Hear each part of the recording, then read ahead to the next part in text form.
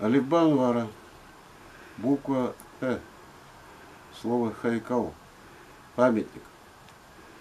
Слова стариков храни в золотом ларце.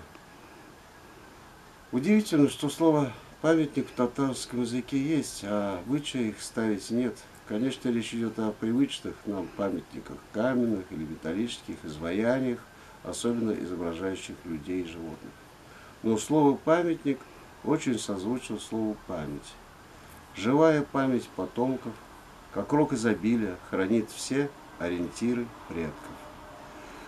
Память народа о прошлом, размышления о настоящем, мечты о будущем, лики предков, побежденные драконы, прочнее высечены в камне метки, оставленные в памяти.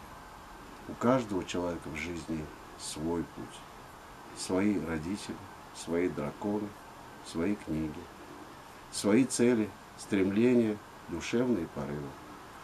А путеводная звезда, бесконечно щедрая, взирает с недосягаемых высот, мерцает, разгоняет тьму, освещает путь, вдохновляя на новые свершения.